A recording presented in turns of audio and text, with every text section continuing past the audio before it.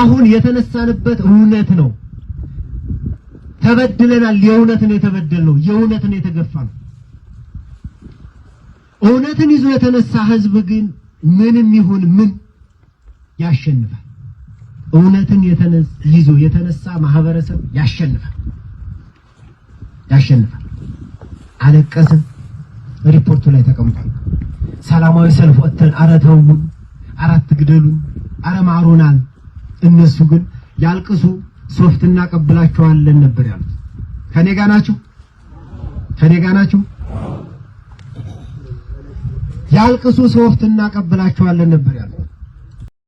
አርእስተ ዜናም በአማራ ፋኖ ብሔራዊ ንቅናቄ በላይ ዘለቀ እዝ መይሳው ካሳ ኮር ስር የሚገኘው ግዙፉ አድዋ ክፍለ ጦር 3ኛ ዓመት የምስረታ በዓሉን በደማቅ ሁኔታ አክብሯል። የአማራ ፋኖ ብሔራዊ ንቅናቄም ሸዋ ጠቅላይ ግዛት ይፋትና ጥሙጋ አውራጃ አንጾኪያ ገምዛ ወረዳ የኩሬ የጎደል ቀበሌ ህዝብ ጋራም ሰፊ ህዝባዊ ውይይትን አካሂዷል።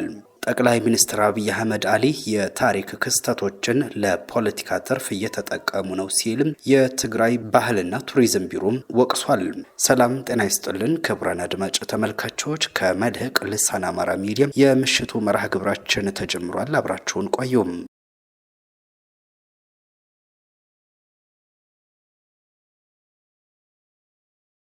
የአማራ ፋኖ ብሔራዊ ንቅናቄ አፋብን ሸዋ ጠቅላይ ግዛት አሳምነው እዝ መሐመድ ቢሆነኝ ኮር እስቴ ጎማ ተራራ ክፍለ ጦር ከብልጽግና አገዛዝ ነጻ ባወጣቸው ቀበሌዎች ስር የምትገኘውንና የአገዛዙ ጦር ከሚገኝበት የወረዳ ከተማ በ6 ኪሎ ሜትር ርቀት ላይ በምትገኘው ኮሬ የጎደል ቀበሌ አቧር ከተማ ላይ ሰፊ ህዝባዊ ውይይትን አካሂዷል። በዚህ ታላቅ መድረክ ላይ የአካባቢው ነዋሪዎች ሴት ወንድ ሳይሉ በነቂስ ወጥተው የተሳተፉ ሲሆን በመድረኩ ላይ ለውይይት የቀረቡት መሰረታዊ አጀንዳዎች የትግሉ ገፊ ምክንያት፣ ትግሉ በአሁኑ ወቅት የደረሰበት የእድገት ደረጃ፣ የልማትና ትግልን አስተሳስሮ መቀጠል እንዲሁም ህዝባዊ አደረጃጀቶችን ይበልጥ ማጠናከር የሚሉ እንደነበሩ ከክፍለ ጦሩ የተገኘው መረጃ ያመለክታል። ለማህበረሰባችን የትግሉ ገፊ ምክንያቶችና የተዘጉ ባይሆንም ብልጽግና በየጊዜው ከሚሰራባቸው ደባዎች አንጻር ለማህበረሰቡ አጽንኦት እየሰጡ ንቃተ ህሊና ማሳደግ ተገቢ መሆኑ ታምኖበትም በአጀንዳነት የቀረበ ነው በማለትም የአፋብን ወታደራዊ ቃል አቀባይ አርበኛም አበበ ሙላቱ አስረድተዋል። የትግሉ ገፊ ምክንያቶችና ትግሉ የደረሰበትን የእድገት ደረጃ ለተሰብሳቢው ማህበረሰብ በስፋት ያብራሩትም የአፋብን ወታደራዊ ቃል አቀባይ አርበኛ አበበ ሙላቱ በህዝቦች ላይ የተደቀነው የህልውና አደጋ አሳሳቢ ደረጃ ላይ በመድረሱ አማራጭ ወደሌለው የትጥቅ ትግል ገብተናል ሲሉ ተናግረዋል። ቃል አቀባዩ አክለውም ይህ የብልጽግና መንግስት ከስልጣን እስካልተወገደ ድረስ የአማራ ህዝቡ እንደ ህዝብ ከምድረገጽ መጥፋቱ የማይቀር ነው በማለትም የስርዓቱን አስከፊነት ምን ያህል ጨካኝ እንደሆነ አብራርተዋል። አርበኛ አበበ ሙላቱ እንዳሉትም የአማራ ህዝቡ በደረሰበት የህልውና አደጋ በተበታተነ መልኩ ትግሉን ቢጀምረውም የሴረኞችን ሴራ በጣጥሶም ዛሬ ላይ እውነተኛ ታጋይ የሆነውን ድርጅትም የአማራን ቤት አፋብንን መመስረት ችለናል ብሏል። ይህ ድርጅት ብዙ ምሁራንንና የሰለጠነ ወታደራዊ አዛዦችን የያዘ ስለሆነ በአጭር ጊዜ ውስጥ በቀጠናው ተጽዕኖ ፈጣሪ ድርጅት ለመሆን በቅቷልም ብለዋል። የአማራ ፋኖ ብሔራዊ ንቅናቄም ሸዋ ጠቅላይ ግዛት አሳምነው እዝ የፍትህ መምሪያ ኃላፊ አርበኛ ፈለቀ ሙላቱ በበኩላቸው በትግሉ ላይ ሆነን ህዝባችንን በፍትህ እጦት እንዳይቸገር የፍትህ መዋቅሩን አስተካክለን የፍትህ አገልግሎት እየሰጠን እንገኛለን ብለዋል። ስብሰባ የተሰበሰበውን ህዝብ በማዘናናትና ስነ ልቦናውን በመገንባት ከፍ በማድረግ ከፍተኛውን ድርሻ ደግሞ የተወጣው የአፋብን ሸዋ ጠቅላይ ግዛት አሳምነው እዝ ወታደራዊ ባህል ቡድን አባልም አርበኛ ነዋይ በቀረርቶና በፉከራ ነበረ።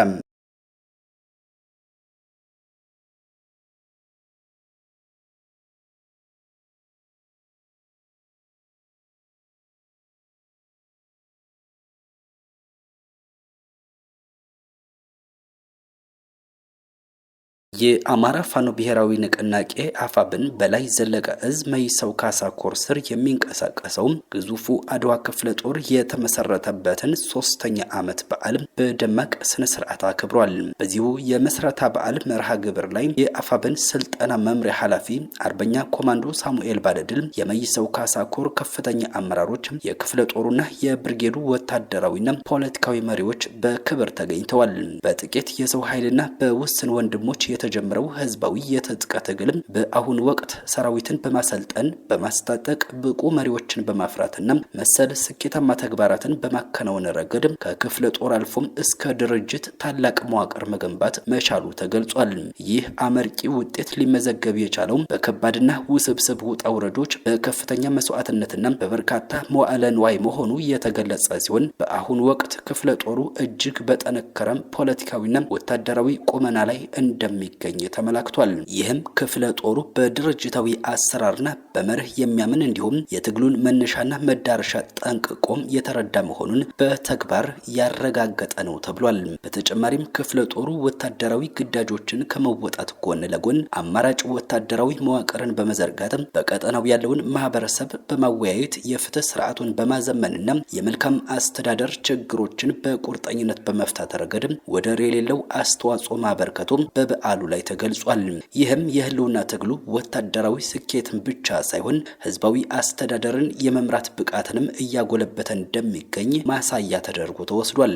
ክፍለ ጦሩ ከተመሰረተበት ጊዜ ጀምሮ ባለፉት 3 ዓመታት ውስጥ በቀጠናው ከሚንቀሳቀሰው የአገዛዙ ሰራዊት ጋር ከ40 ጊዜ በላይ አውደ ውጊያዎችን ማድረጉ ተገልጿል። በእነዚህ ፍልሚያዎች ሁሉ የላቀ የኃይል የበላይነትን በመውሰድ ከልክ ያለፈም የአገዛዙ ኃይል እንዲመታና እንዲማረክ ማድረግ መቻሉ በስፋት ተብራርቷል።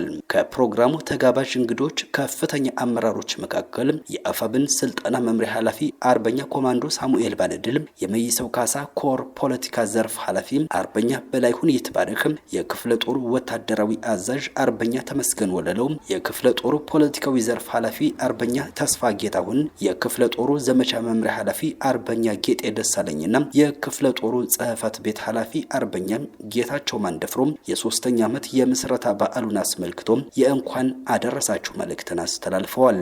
መሪዎቹ መልእክታቸውን አያይዘውም ለአድዋ ክፍለ ጦር አባላት ወቅታዊ ሁኔታዎችን ያገናዘበና የትግሉን መዳረሻ ይዋጀም ዝርዝር የፖለቲካና የስትራቴጂክ አሰላለፍ ማብራሪያን ሰጥተዋል።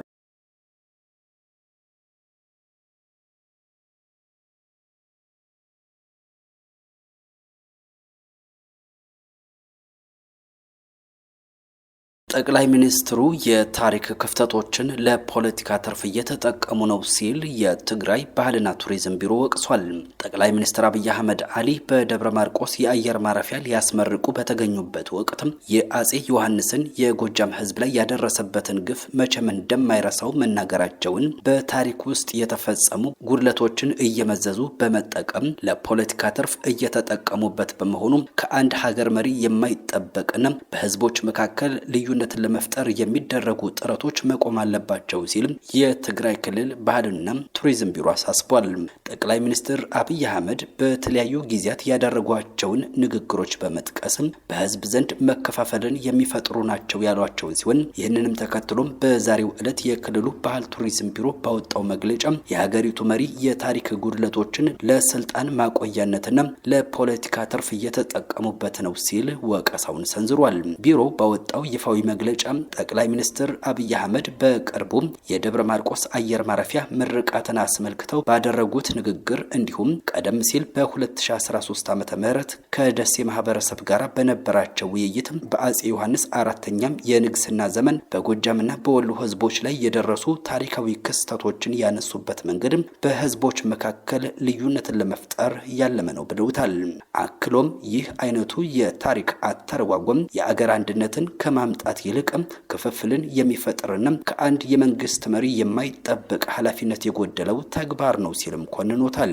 እንደ ባህል ቱሪዝም ቢሮ መግለጫ ከሆነ አጼ ዮሐንስ አራተኛም በአጼ ቴዎድሮስ ተጀምሮ ያልተጠናቀቀውን ፌዴራላዊነት የጠበቁ ናቸው ብሏል። አክሎም ሀገሪቱም ወደ መበታተን አደጋ አምርታ በነበረችበት ወቅት የፌዴራላዊ አስተዳደር ስርዓትን በመከተል የሀገር አንድነትን የጠበቁና የህዝቦችን የሀገር ፍቅር ስሜት ያሳደጉ መሪ መሪ ናቸው ሲል አትቷል። ቢሮው ለዚህ ማረጋገጫ ነበር ያለውን ንጉሠ ነገሥቱ አማርኛን የቤተ መንግስቱ የስራ ቋንቋ ማድረጋቸውንና ከውጭ ወራሪዎች ጋር በተደረጉ ፍልሚያዎች የኢትዮጵያን ሉዓላዊነት ለማስጠበቅ ሲሉ ሕይወታቸውን እስከ መስጠት የደረሰ ተጋድሎ ማድረጋቸውን በታሪክ ማስረጃነት ጠቅሷል።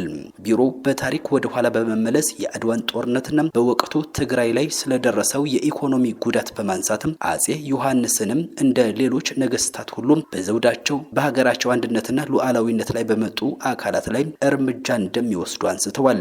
ቢሮው ይህ አይነቱ አካሄድ በተለይም በአማራና በትግራይ ህዝቦች መካከል ያለውን የዘመናት ባህላዊ፣ ማህበራዊና ስነልቦናዊ ጂኦግራፊያዊ ትስስር በመበጠስ በስልጣን ላይ ለመቆየት የሚደረግ ፖለቲካዊ አካሄድ መሆኑን ገልጾም ድርጊቱ በአስቸኳይ ሊቆም እንደሚገባም አሳስቧል።